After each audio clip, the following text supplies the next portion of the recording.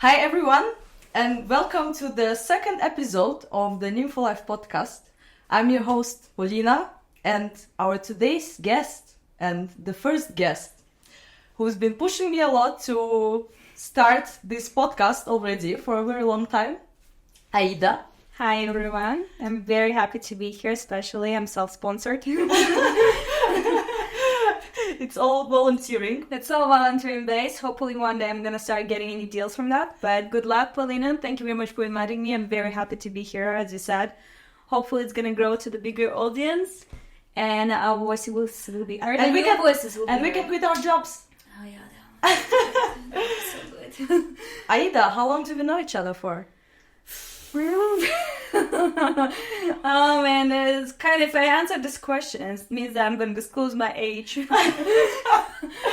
No age shaming here. Yeah, no ageism, yeah, but obviously, yeah, we know each other since 2012, so that'll be 11 years.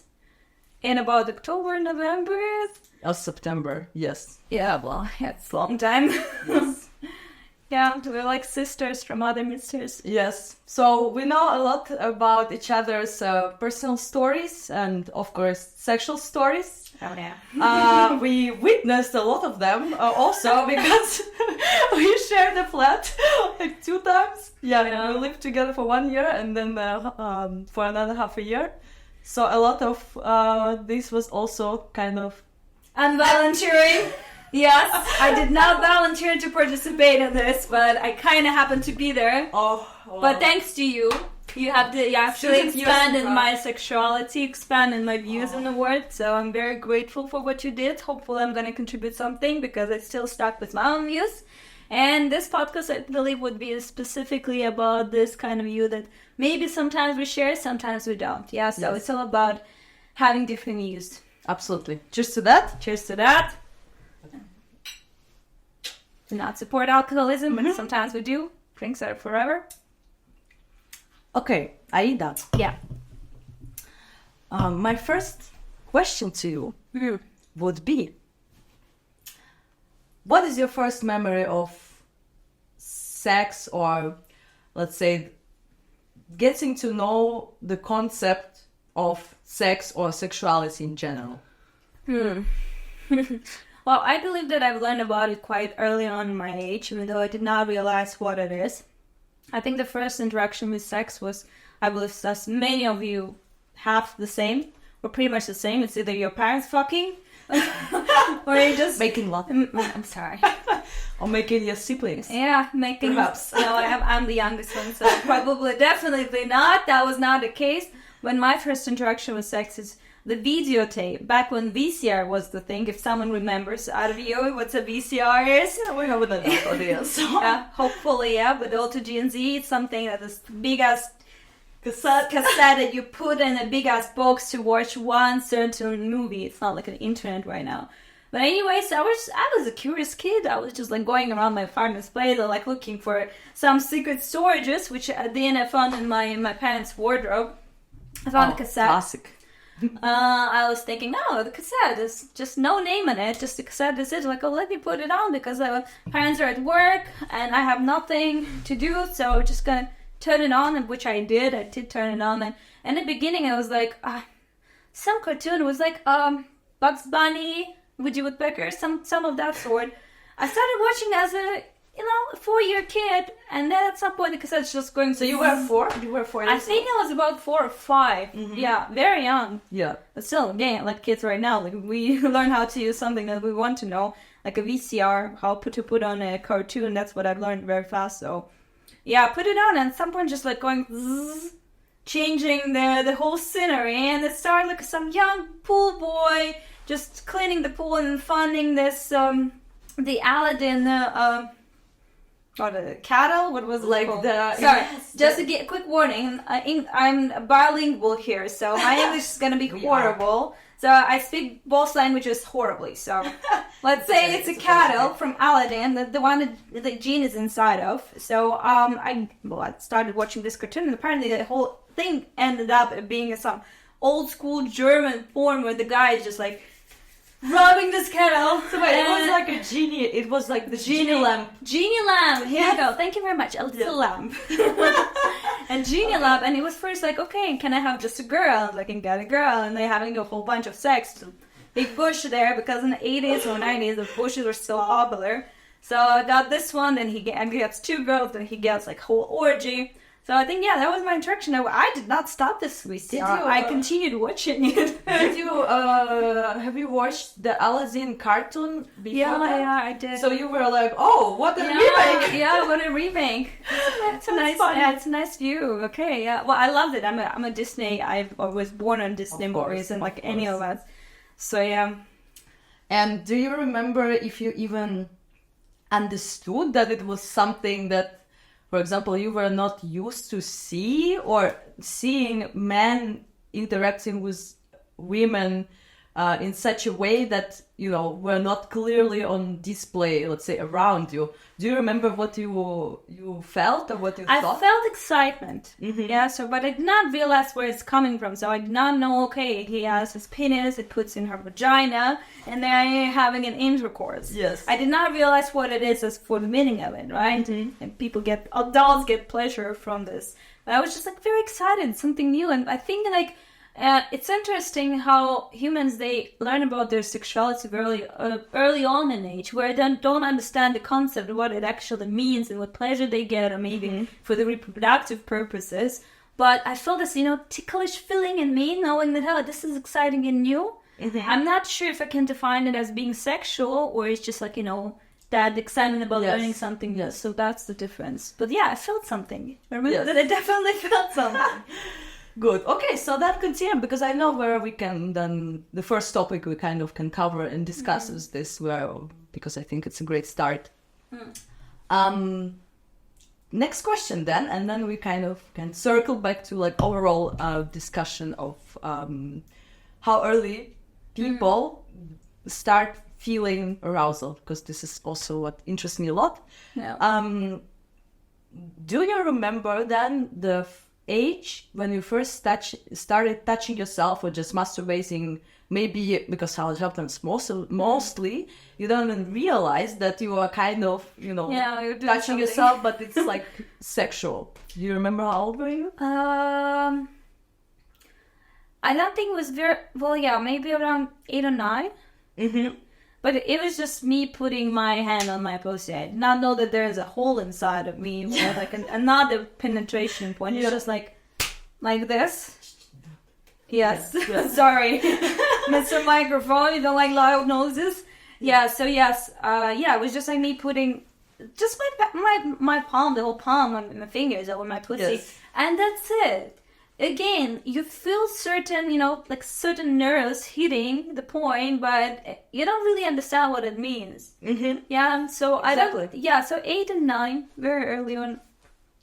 And I ask this because exactly to bring to the point of, let's talk a little bit about sex education in general. Yeah. Common question of everybody at this point knows that sex education is incredibly important to have a healthy sex life and awareness in general about not only STI so that you can get pregnant, but in general pleasure including.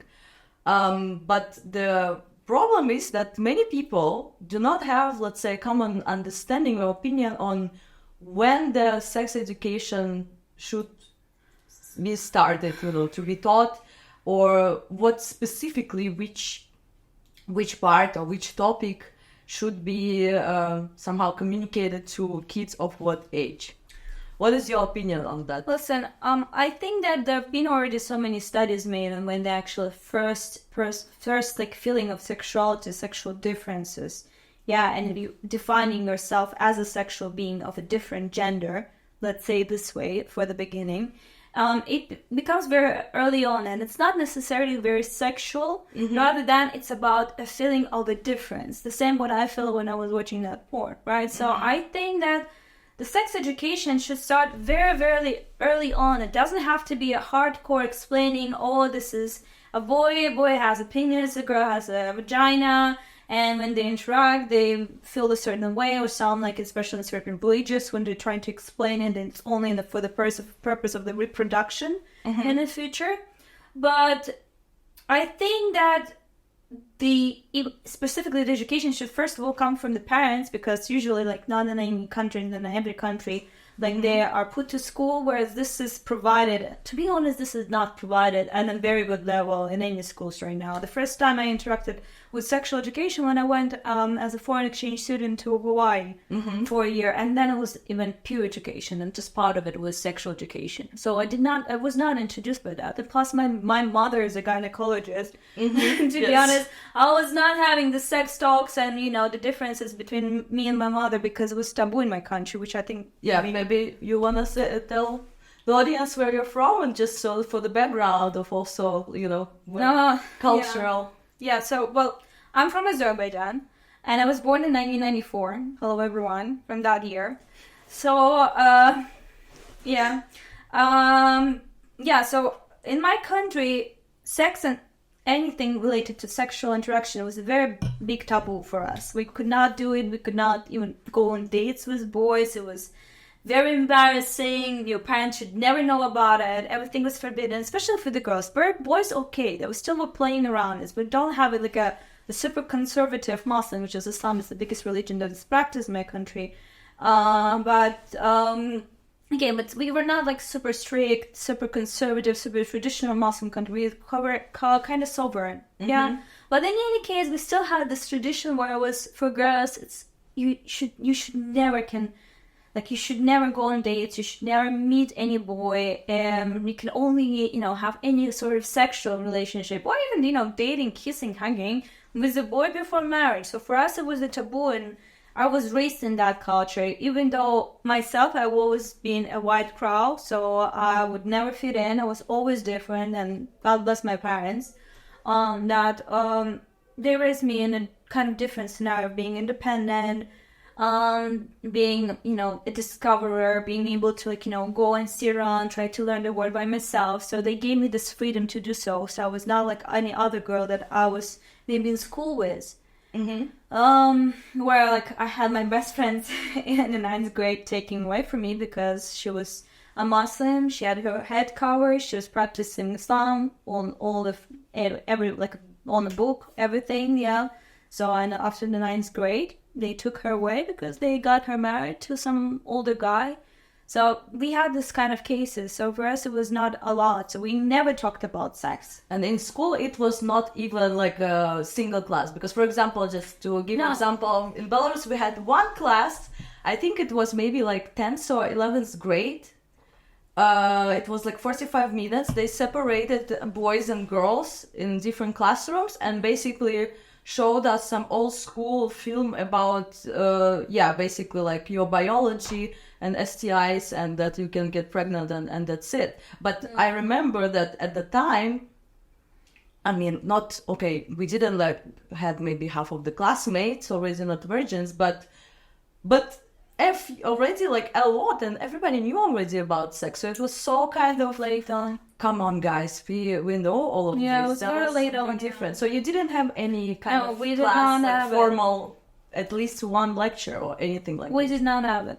If we're talking about the very first question that you asked, the plan, it should be introduced. I think it should be introduced very early on. It's just you go to the kindergarten and you go pretty much, if it's a mixed kindergarten, like in a Muslim, super Muslim country, where daughters go in one place, sons go to another place. We went to the mixed one, right? So obviously we go to the toilet, we see the smaller parts and why do you have something different than me? Yeah, and the interest caused not because I'm sexually attracted to the small pee-pee over there as a kid. It's because I feel something different, and that intrigues me. And in school later on, we didn't have the sexual education. The only thing that was kind of a sexual education, something that was sponsored by Always. I don't know how you got into Azerbaijan school. The pads, the pads. The hygiene pads for the girls, and they separated us.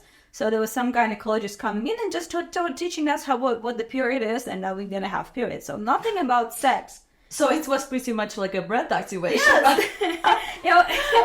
don't know what boys were doing. Boys were just they were not even introduced to condoms. No, they were not. They were just taking you away from us because they cannot go without to talk about the pads. But they don't menstruate. Which actually would not be wrong.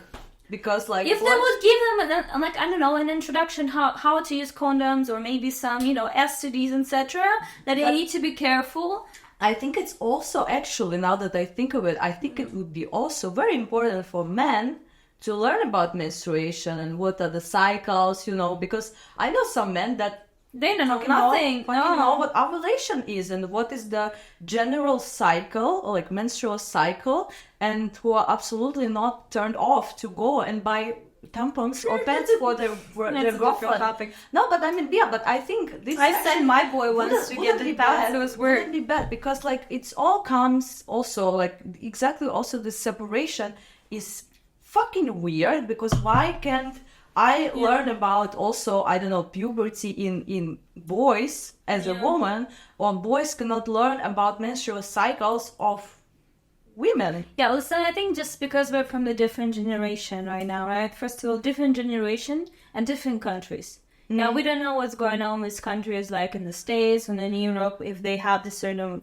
education. But, well, from what's happening still with the teenage pregnancies and, the STDs and people being very inaccurate in terms of their sexual relationship, right? It's just because they did not start early on. If that's the question, obviously we did not have really good example. Like I did not good example what a sexual education. I did not any example, right? Okay, thank you for the pads. But I did not like the streets. Well, to be honest, I find friends and the porn and internet. That's porn, exactly. But that's it. That's what we have. It's like education. It's not an education, but Yeah, but circling back to the corporate link, I just wanted to also bring up interesting statistics, which actually absolutely make sense, and is absolutely aligned with what you said. Apparently, and also coming back to the question when sex education should be taught or begin to be taught, is that on average, exactly this period, the onset of kids starting feeling the arousal, not yet connecting it to something sexual, is in girls is between 7 and 9 years old, and in boys it's 8 to 10 on average. Of course, it's like mediating, but this is exactly it, that it's already, and we cannot do anything about it, even when parents don't want to talk to kids about sex, but this is how our bodies are built, and this is how the body starts evolving into sexual beings. And I think this is really when it's important to start. Yeah, that makes sense, because obviously, like, it's us right now, like, thinking that we're developing by the age of 18, but back in the day, obviously, girls were getting married at the age of 10, 11, and then boys were becoming kings at the age of 8, 9, so it makes sense that this is when actual puberty, or, like, really becoming an adult, growing up, is actually commencing. Yes. Then taking a bit maybe over the older age. Yeah. I remember when I was 13, 2 of my classmates, my friends, like girlfriends, lost their virginity. And now it sounds like, oh my God, 13, it's like children. But I remember myself clearly at the time when my friend wrote me. It was like she typed on my phone, on this like cell phone, the raspberry tree, when you slap the phone on. So sorry, Mr. Microphone. When my friend like typed me, and she had a boyfriend, like dating some guy. She said she lost her virginity. At the time, I wasn't like, oh my God. I was like, yeah, why not? If I had someone, I would also be able to do this. So it's also, to the question that adults are trying to, they think that if they don't talk about, they kind of protect the kids from, all this. But I don't think it's possible. I think it's rather the approach should be to actually give as much information as possible and create this kind of culture, environment of trust, so that if something goes wrong or something hurts or the kid is in danger, the parent is the first one who kid comes to to say that something is wrong, or he or she needs protection, or I mean, not even the condoms, but in general, that he or she is being mistreated. Yeah. And that's why I really care about the fact that it is somehow done properly and at the age, and we can of course filter the information. So for example, 7-8 years old, you can already start talking about, your body is you can start feeling your feelings that you haven't experienced before. You can give briefly some insights on what they can expect already, maybe when they're 12. You can talk about puberty, or even I think for 10 years old. But then it shouldn't stop there. And what I care also about is that to also, when kids are already 14, 15, 16, 17, to start talking also about different sexualities, to start talking about pleasure, your own pleasure, and how to give pleasure to the partners. And the most important is communication. Listen, what you're talking about is it's a parenthood, right? Obviously, why your parents, like our parents, as of now, our parents were born in the 60s, boomers. They did not do it because they did not have it. Yeah, obviously, I believe this is something like a generational thing, like something like I've been always telling about my country. My country will only change when generation will change. Well, sorry, but our parents will die, and us will take over, and then our kids will take over. So that's something happening in countries that are less developed. And what you're talking about is parenthood and that trust that is built, and where you need to start this conversation. Right now, I feel like only we can make this change, because our parents is already lost case. They did not do it. We have to learn everything about ourselves. So we are becoming parents right now. Our generation is becoming parents right now, and I think we will make a difference. I truly believe that. But so we cannot go back. Parents cannot get parents' education in order for them to give us that education you're talking about. But that would be the ideal scenarios. I totally agree with you. Very early on, you need to tell them that there are different genders or sexes. I don't know. I'm sorry if I will be not polite about the current situation, but they're like females and males, and then explaining, and this is the difference, and then after that telling them about, like, okay, this is that what people do. They interact in intercourse, like finding couples, they're finding partners, they're finding sexual attractions, what it means, and then they're explaining what is the sexual pleasure, what is the sexuality, sexual preferences. For that you need to build trust, but that comes from very, very, very, very early on. So it's about perfect parenthood. Yes. And then if you're a perfect parent, you will be able to perfectly explain what the sexuality is. If you are actually yourself, it's very comfortable talking about it if you know something about it. Yes. Yeah, some parents are just not equipped. Even in our generation, I don't think they'll be equipped. Yeah, some people are just like not in line, not probably, tight with their own sexuality or their own psychology of who they are themselves in order to teach the further generation. So maybe they should not be parents. It's different. Yeah. That's not a topic. My mom is a gynecologist. I also have another story when my first interaction with a sexual education which was not intentional. Oh my God. Yeah, tell this story, please. It's just so fucked up, to be honest. Sorry for my language. My mom is a gynecologist, as you know. Yeah, so really good one. She's a good one. She has years of experience. She's done Doctors Without Borders, traveled around the places around Azerbaijan itself, other countries, and etc. But back in the 90s, early 2000s already, when I was about 12 years old or 11 years old, she was having a cabinet in our apartment, right? So sometimes just for the neighbors, they were coming in, just checking, doing the checkup. But she had like a chair? She had a chair. Oh, okay. Like in one of the rooms? In their bedroom. In their So that was their bed. The bedroom was quite big, and I was just like, I'm sure some people have it, but like who are not actually it's just gynecologists. just for random. It's like it's wow. No, it's in a fucking dedication to your profession that you even like. She loves it. She's really good at it. She's cool. Great. Wow. At it. Okay. So I love my mom. Yes. Cheers to my mom. Follow Gemini. Yes. Beautiful. So, anyways, and she was just inviting sometimes like some neighbors, just like some friends, like when they needed like the attention. It was like outside the working hours.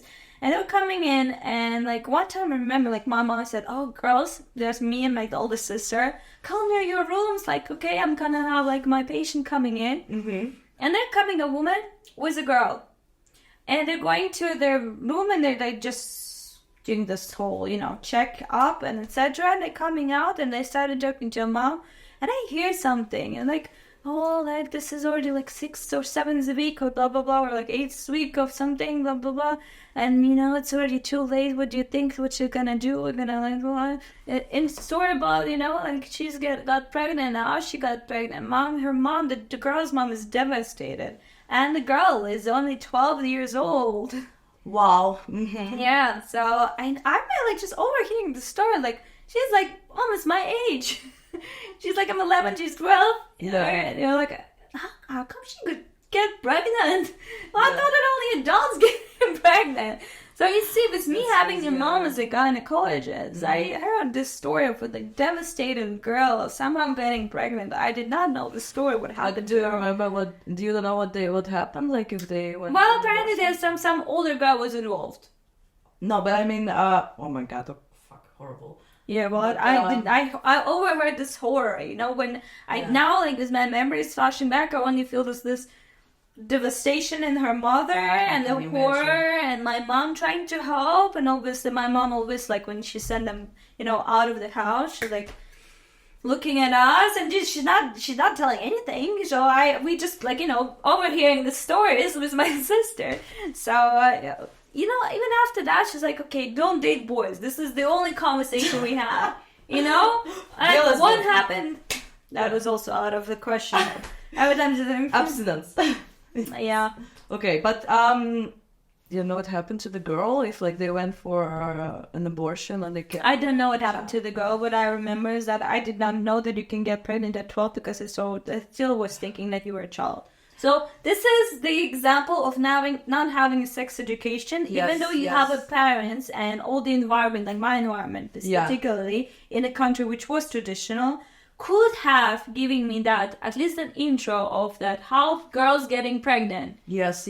But as you say, like always at 12, because it really depends also when, as far as I know, you can get pregnant when you get your first period, right? Yeah. And your body is ready. And some girls get it at 10. I got it at 9. I got it when I was 15. I already 13, thought, at the time I thought I'm never gonna have it. But like that is the thing, that really some girls get it, as you said, as early as 9. Yeah. And it means that if someone would take an advantage, then this could happen. And because of the fear, they could not come directly to the parents. And I mean, it's in general.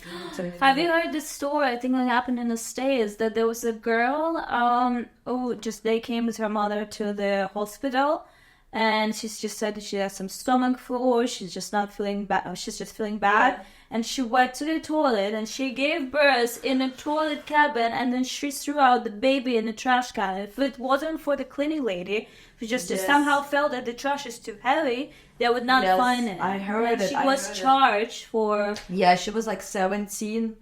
No, but 17 is already the age, like, you kind of should realize that this is not good to throw away a baby. Just give it some people who need it. It's horrible. It's horrible. But I think this is, again, the lack of sex education. Yeah, but but also the whole culture of shaming. You got pregnant at 16. Fuck you. You are like you're a whore or you're a slut. Yeah. You should do better. But it's without the context, and that's the thing. If young girls would know that yes, this thing happened. Yes, maybe she's not able to care for the baby, or her family would also. I mean, first of all, about the family, how like the relationship is. If the child and teenager is afraid of the parents or what they're gonna say, or that they're gonna get mad, or I don't know, basically tell that you're not my daughter anymore. Yeah. Of course they will find ways how to avoid the situation. But also then society as well tells them that, oh, you are a slut because you know it's your fault, and there is no, people don't feel safe. People go to maybe for such extreme solution, which is fucked up. But it's not only their fault, but the fault She of was 19 society, even. society and parents and everyone to create this culture of shame and fear. Because if people felt safe and not judged, this would not happen. Even if her decision was not to keep the baby, meaning like to herself, but she would not do this because she didn't, to avoid the consequences that she feared. Yeah, I agree with you totally. Especially her mother didn't seem so bad. Like in this video that I watched, she seemed like quite caring mother, etc. So well, we don't know what the situation happened. Anyways, it was fucked up. But I think that if she would know what is the pregnancy is, what's the sexual intercourse, how the babies are made, how to talk to her parents about this, like to get the support and necessary. If it's not for the parents, at least there's a like different like a social like institutions that you can come and say, okay, so I'm not getting support from my parents. Like I need to do something. So need to find where to find help. Know how to find help. Yes. Whew, good. It's getting sweaty from this conversation. It's important. It's important conversations we're having now. Yeah. Okay, but coming back to the question, you already described basically how it was kind of growing up in Azerbaijan and what general attitude to even dating people had. How do you find it now? I know you don't go there that often, but when you do go, how do you think it's changed? For example, how it is perceived when I don't know, a girl is dating a guy already, like not like before marriage, or if it's still kind of people look kind of concerned when they see like a couple holding hands or kissing in public and other stuff, of course, that comes with that. I'll tell you, okay, this is something asking. So obviously I was going home to Azerbaijan. I have limited friends there in Azerbaijan. Then some also, they were generational friends. From my grandmothers were friends, my moms were friends, us were friends. I was coming back and they were like kind of normal girls back in the day, all educated, all from, kind of mixed families, mixed with some Slavic bloods and etc. And every time I was coming back, I was thinking, even just walking around Baku, which is the capital of Azerbaijan, I was thinking that the kind of girls starting dressing a little bit more, openly, they're not like scared to wear mini skirts, which was also kind of taboo, to go outside, hang out at the time, like when it was 10, 11 at the evening, so it was fine. I was seeing at some point, like 1 year after second year of coming, like 2012, 2013, boys and girls walking together, like couples just walking, holding hands. So that was already big for me. But I remember at some point I came home and it was a massive change that happened. Like a few years ago? No, like longer. It was 2013 or 14. Okay. I was 15, something like that. So I came home for summer for just a couple of weeks. I'm just meeting my girls and tell me the story that there's this. I'm not telling me the story, just part of the story of like them being part of a new movement which is called escort. So obviously in Azerbaijan, all the influence of the culture is coming from countries such as Russia or the States. States less, mostly from Russia, from this, from I think 2012 there was a boom of Instagram. First year of Instagram, 13, 14 was developing in this, all this Insta models starting showing up their beautiful life on Instagram, and this, influencers are coming out, the girls are traveling the world wearing Birkin, wearing Chanel's, wearing Louis Vuittons, and etc. And our girls starting like catching up their vibe. First we're getting fake goods of all this branded fashion to Azerbaijan, all this, LV, LV, but I came home and my friends were part of this movement. So the escort. One of the girls was movement. I call it movement. I don't want to call what else, but I think it was just like a trend back then, right? Okay. And one of the girls is, I'm not gonna call her name, but she was always a pretty girl. She was like tiny, petite, pretty. She's beautiful breasts, everything. She's always a pretty girl, and she was raised in a single parent household. So she only had her mom, and her mom also always been an example of a woman who is not promiscuous. She's always had attention of men, and this man usually like gave her everything, like provided for her. And obviously, when you're raising a girl, she's seeing this example. She doesn't have the father figure. She has this image of a woman and how a woman should get all the things that she wants to get. And yeah, she saw this, and then when she turned a certain age, let's say she was like 20 or something, she started like, in Azerbaijan when this escort, specifically, it was escort in the beginning. It was really girls just going on a date with men, and nothing else was expected. No sex. Just like, go enjoy yourself. They're gonna put some money in your bag. Yeah, just, go buy yourself what you want. It was have fun, just a present for you, and etc. It was real escort. And how would they find this man who would be willing to pay basically for their company? It was friend of a friend kind of situation. Yeah, okay. So they was doing that. So then this one once here, okay, they were like inviting me. Oh, Aida, let's go. There's some guy that also like, he's also traveling the world. He has the money. Let's go for this party. He will definitely like you. He's gonna give you pocket money, exactly. And I'm like, me already like, being Europeans, like this Westernized. I was very feminist, and I am I am a feminist still, but for the current feminism, I'm sorry, it's kind of getting worse and worse. I think we fucked up at some point, but it's a different conversation for a different podcast. Yeah. So, and they hired me. I said no, but then next year I came again. And that already changed to not only going out with men just for like a coffee, just not having sex. It was already having sex, and then next year I'm coming in. It was girls everywhere because we had Azerbaijan has opened borders with like Middle East, Arabic countries, and like all the businessmen with their wives fully in black coming in the sheikhs at night. They were like going out on the streets, and girls were out on the streets selling themselves. So it became a proper prostitution. And I was like this. And for me, like a person who left Azerbaijan, because was not all allowed, I could not stay there. Maybe the situation was different there. I would probably stay in Azerbaijan. But I left. Yes. Yeah, so, and then at some point I come back, and this my friend, apparently what I've heard of her, she's like inviting people coming to her apartment, and this is like proper, I'm sorry to say, but prostitution. But again, I was not there. Yeah, maybe I don't want to gossip, but this is what I've seen. And I think you've been part of it as well. When, if you remember, we went to Azerbaijan with me, and we just they invited us to hang out with some concubine, and they ditched us to go. All of a sudden, there is some two dudes show up, like older men, and we were like, what the fuck is going on? But they left us to go to Baku. We were not in the capital, so they went us to go to the club in Baku because there's some. Someone invited them. Yeah. But, and again, just for, overall highlight, absolutely, I'm absolutely pro sex workers and pro anything that people want to do. This story was just to show how the one country developed and changed over such a short period of time, which is interesting. But now, I've been there recently, to be honest, super modern. Girls, boys, dating, kissing, it's fine. I knew that it's just gonna be, I always said it's gonna be about generation.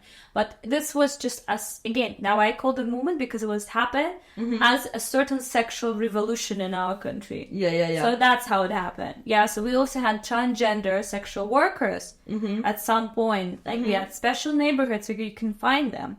But again, it was more of a kind of a niche of sex work rather than people being expressive, and LGBT conversation is absolutely different in Azerbaijan. Maybe we can talk about this in some other net. Yeah. If you wanna, so it's up to you because it's a whole conversation. Because I've also been meeting with people who are representative of LGBT communities, and I have friends who actually had to leave the country to actually, go through this transition. Yeah, so there was one girl, she's one man, she just was also part of this Flex community, the exchange program. He's now living in the States. Sorry. He's gone through the gender transition surgery. So I think he's living right now the best life. So absolutely. I mean, from also in Belarus, Russia is all fucked. I mean, yeah, I remember, we're still going through this, so I feel like we're in the beginning of this. I don't know. I situation. feel like also kind of it's going backwards, especially in Russia. In Ukraine, I've always felt that Ukraine was the most progressive in terms of culture and in terms of attitude to LGBTQ community. When I actually thought of it quite recently, that I grew up, like, born and raised in Minsk, which is like the capital, and I have not met of like openly gay person until I moved here. And of course, again, like, I wasn't like shocked to meet them, but there was no one in my surrounding, which I don't believe should be, it's like, what are the chances? Usually, yes, But it's just the point is that, like, it's not open at all, and people's opinions are horrible. There's so much homophobia that it's even impossible to have conversation with such people, and I really just can't help but feel huge disgust and all this. And this is definitely, I would say. We had the big problem with our LGBT community, because I've heard so many stories of people just committing suicide because they couldn't make it. Mm-hmm. And some people who had the opportunity and had the money, had the brains, they left the country, but some, they just had to live through it. And a lot of kids like that, they still have to live through it right now in Azerbaijan. Yeah. Okay. It's mostly something positive. Let's talk about masturbation. I like masturbation. But yeah, I do masturbate, but for me, like, when I masturbate, for me, it's like me, sneezing. Or my orgasm is like... Yes. And then got it. So how often would you say you masturbate? Just like, I mean, not as, like, let's say an average, just so also, maybe once in 2 weeks. Mm-hmm. Like, if I'm at call, once in 2 weeks. Yes. For me, it would be like... every day. Every morning. And evening. Pretty much. Well, pretty much. But because for me, and that's the thing, I masturbate since without this, like, with porn, because overall also from 7, I remember touching myself and feeling like, this is nice, and then I'm always falling asleep every night with my phone, like... And there's no way, and girls, we put the pillow in the drain. What's the actually, I never done, but I know a lot of girls are like grinding on the pillows, on the couch. But I watch also, like, I was watching porn, nothing like with the video, but on my phone, on Nokia with cell phone. I still watch porn on my phone. No, of course, but I'm saying that because of slow internet, and it was not a video, it was like photo sets, But I mean, for me it's also, but that's what I was at some point. I was like, it's such a habit that like I do it because I kind of feel that I'm used to do this. That when first thing when I wake up, I masturbate. The first thing I go doing before going to bed, if I'm not with a partner, then I'm masturbating. You see, this is that. It's like for you having a cigarette. Yes, but or when I'm stressed, or if it's the weekend. Saturday, 3 I'm times. doing because I'm bored. 4, 5. Yeah, I know. Also during COVID, remember, it's like work. This is how I got my dildo collection. Work from home. I know. I got all kind of toys. This is when we were supposed to open a sex impulsive sex toy shopping. Yes. But actually, I have to share my also point of view. I am so fucking lazy. Because the toy... No, that's... Not true. Give it to me. I'm a receiver. No, of course not. But like... For the balance. Amen. So everything is normal and nothing is... Yay. Sexuality is just what you feel is okay. I agree. But the thing is, yes, I mean, I have now a lot of sex toys, but the problem is that I am so lazy to like take it out, put a lube on it, do this a couple of times, and then like go clean it, put it back in the drawer. So I'm just using my fingers. But I fucking love when my partner is using the sex toys on me. So it's still amazing things to have, and I'm really proud of my collection at this point. Accepting me and Aida will be gladly accepting things to test if any partner, commercial partner is interested. Send us your toys. Yes, we can give a sincere experience opinion. Different giver, receiver. See? Yes. You know what. Yes. Drop us a message at nympho.life on Instagram or nympholifestyle@gmail.com for all the deals. Thank you. But yeah, I mean, again, bringing this up is just to again point out that whatever the habit is, how often, with what, like how you masturbate with a partner, without the partner, with the sex, with the toys, without the toys, it's absolutely okay. And that's why also I would love to hear the opinion of my audience also on your masturbation habits and how you like to do this, how often you What is your favorite porn? Also, we'll have this also. We can do I want to do the poll, and then we can also discuss our preferences and the preferences of our community. Okay, so I think we can move to the last part of our today's episode, which would be, for now we will test this format, but I would like to ask you one question for now. Go ahead. From our most favorite game, we have this drinking game that we kind of invented, sort of, and then modified. It's not in all. It's like basically a combination of different games. It's kind of Ring of Fire, but it's our variation. So I hate when people call it the Ring of Fire. It's not. It's our variation. Yes, also always sexual.